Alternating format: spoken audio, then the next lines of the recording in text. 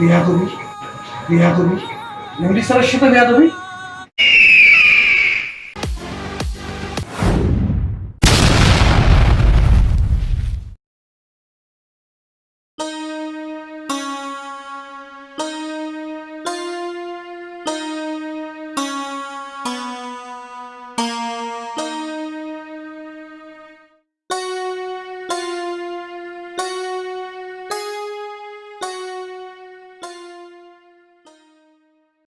May I come in, sir? Yes, come in.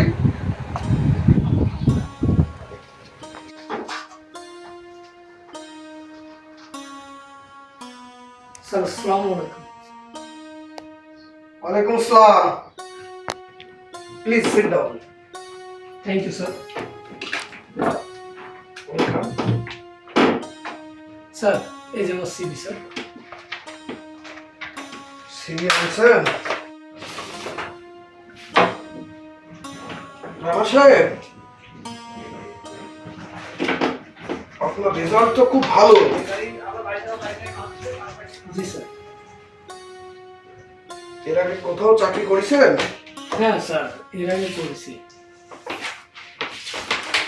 তো রানা সাহেব, বিষয় হচ্ছে কি যে আপনার সিভি দেখলাম,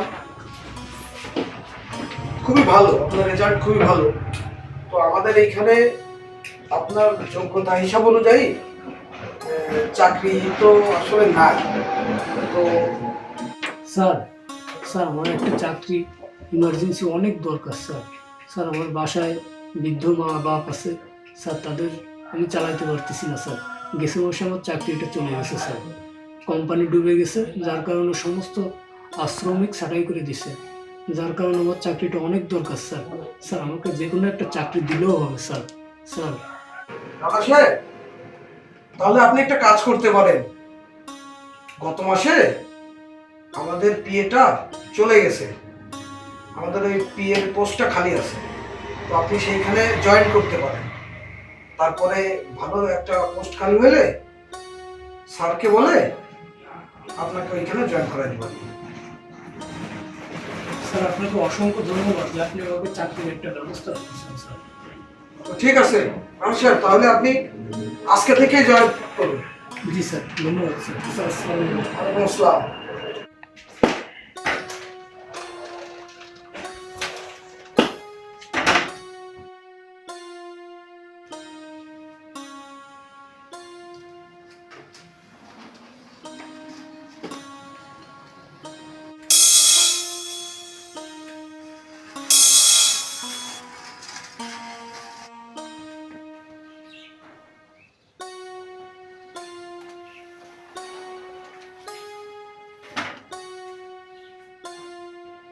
স্যার, স্যার ওই সাইডের কাজটা হয়ে গেছে স্যার। আপনি একটু কাগজপাতিগুলো দেখে একটা সই দরকার ছিল, আপনি যদি একটু সই দিয়ে দিতেন। স্যার কত মাসের হিসাব স্যার? স্যার ওই পাড়ায় যে বিলটা ছিল ওই বিলটা দিয়ে দিছি স্যার।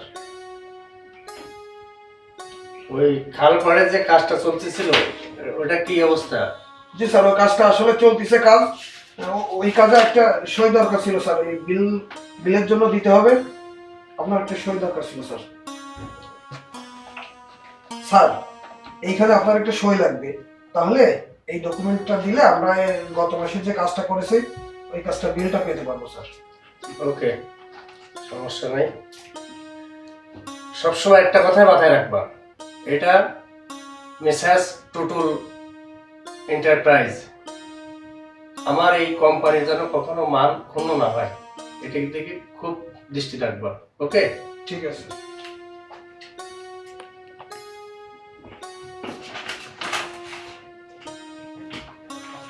জুয়েল সাহেব, জি স্যার। তাহলে আমি আসি, আপনি সবকিছু দেখে রাখেন। হ্যাঁ, ওকে। ঠিক আছে স্যার।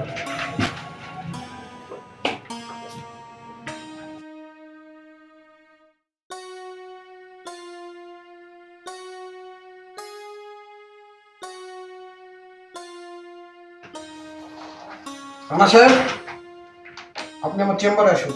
জি স্যার। স্যার আসবো স্যার? রানা সাহেব আসেন।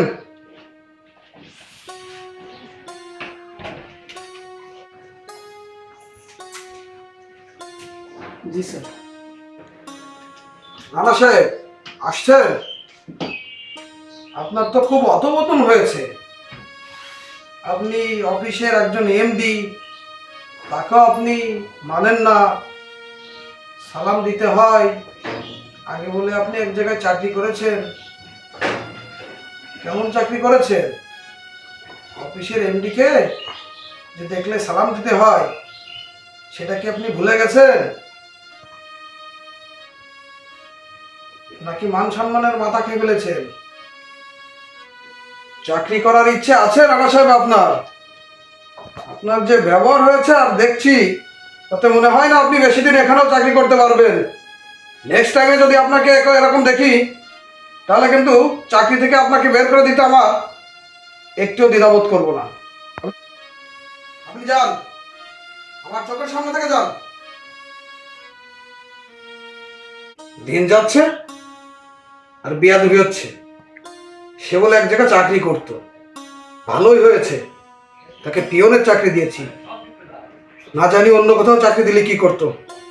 যাই, ফাইলটা উঠিয়ে রেখে আসি।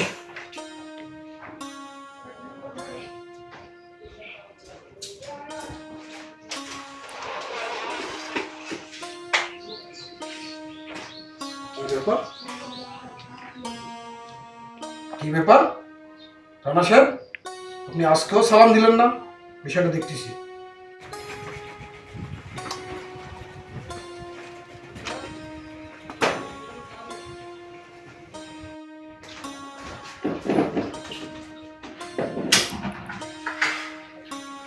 জুয়েল সাহেব, জি স্যার। তারপরে কাজকাম তো ভালোই চলছে। জি স্যার। যা ইনশাল্লাহ এই কাজটা উঠাতে পারলে আলহামদুলিল্লাহ। দোষ এনে চা খা। রানা সাহেব, স্যারের সাথে, এমডি স্যারের সাথে বেয়াদবি? জুয়েল সাহেব, কি করছেন আপনি? Stop, sit down. রানা বন্ধু, আমার পাশে আয়। জুয়েল সাহেব, জি স্যার। চেয়ারটা নিয়ে আসেন, এখানে রাখেন। রানা বন্ধু, বয় এখানে, বস। জুয়েল সাহেব, জি স্যার। জুয়েল সাহেব, আপনি হয়তো জানেন না সে আমার কে হয়। সে আমার ছোটবেলার বন্ধু। আমি যখন ওর ভিতরে প্রবেশ করি, আমি ওকে দেখেই অবাক হয়ে গেছি, কিন্তু ওকে আমি পরিচয় দিইনি। কিন্তু ও আমাকে চিনছে কিনা আমি জানি না, তাই তো আমি চুপ করেছিলাম।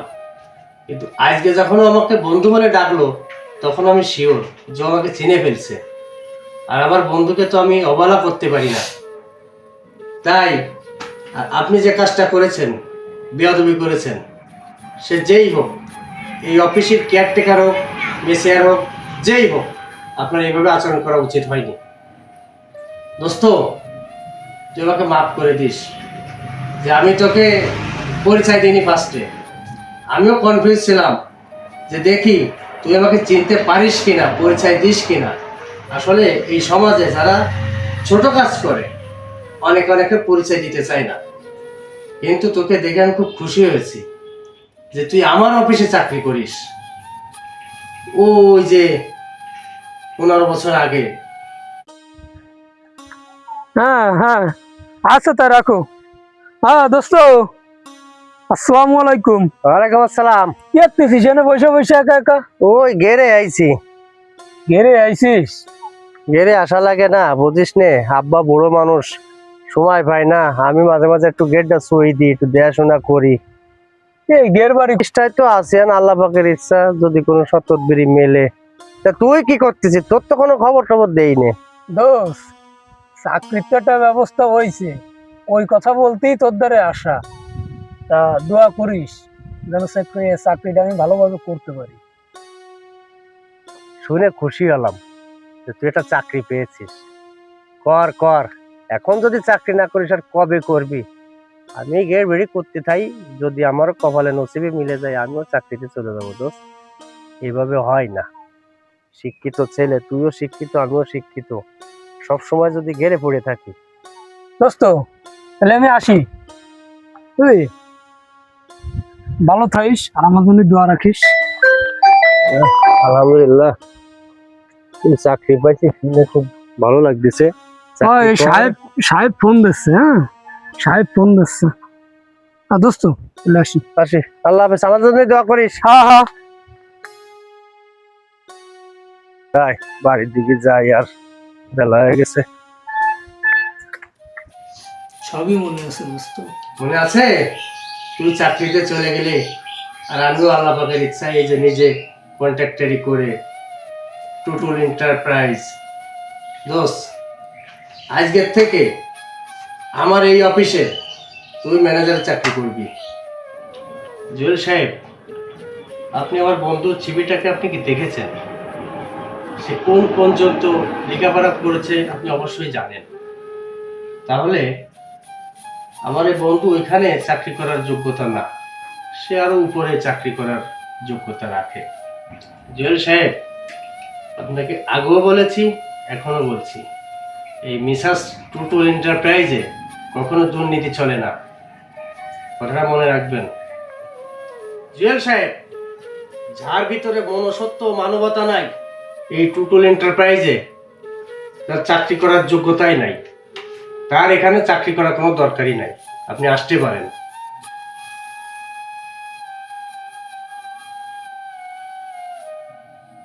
দোস্ত আমার একটু কাজের জন্য ছেলেটাকে বের করে দিলি। তুই বেশি বুঝবি না, আমি ওকে চিনি। ওঠ এখান থেকে, ওই আমার বন্ধু, এটা একটা ব্যবসা প্রতিষ্ঠান। আমার অফিস আজকে তুই চাকরি করবি, তুই ম্যানেজারের চাকরি করবি। তোকে ছোটবেলাতে আমি চিনি। ব্যবসা প্রতিষ্ঠান চালাতে গেলে লাগে সৎ লোক, সৎ মানুষ, সৎ যোগ্যতা, সেটা তোর মধ্যে আছে দোস্ত। তাই আমার এই ব্যবসা প্রতিষ্ঠানে আমি কোনো অসৎ লোক বসাতে চাই না। আমি শুনেছি ওই জুয়েল সাহেব আমার এই কোম্পানি থেকে অনেক টাকা পয়সা মেরে দিয়েছে, আমার কানে রিপোর্ট আসছে। তাই আমি অযোগ্য লোক আমার এই প্রতিষ্ঠানে আমি বসাতে চাই না। দোস্ত বস, আমার এই ব্যবসা প্রতিষ্ঠানকে সম্পূর্ণ দায় দায়িত্ব আজকে থেকে তোর পরে। ঠিক আছে বন্ধু? তুই যে আগের মতোই থেকে গেলি দোস্ত, তুই আর পরিবর্তন হলি না। পরিবর্তন কিভাবে হব? বন্ধুর প্রতি বন্ধুর যদি সহানুভূতি না থাকে, ভালোবাসা না থাকে, তাহলে কিসের পরিচয় দিলাম? ঠিক আছে দোস্ত? তোর মতো বন্ধু